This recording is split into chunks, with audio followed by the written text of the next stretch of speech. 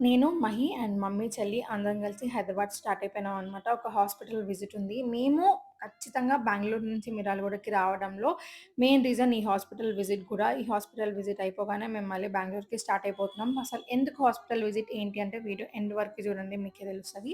So, మెయిన్‌గా అయితే మా చెల్లి కోసం వచ్చినామనమాట. మా చెల్లికి హ్యాండ్ పెయిన్ ఉంది. రైట్ హ్యాండ్ పెయిన్ ఉంది. 6 ఇయర్స్ నుంచి చాలా సఫర్ అవుతుంది.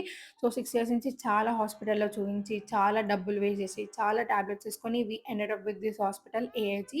చాలా చూసిర్రనిపించింది. మాకు మార్నింగే అపాయింట్‌మెంట్ ఉండే అనమాట. బట్ డాక్టర్‌కి సర్జరీ ఉండడం వల్ల అది రీషెడ్యూల్ అయ్యి ఈవినింగ్‌కొచ్చేసింది. సో, ఈవినింగ్ చూయించుకొని ఇంకొక హాస్పిటల్‌కెళ్ళినాం బంజారా హిల్స్‌లో లైక్ ఎక్స్‌రే తీయించుకోవడానికి.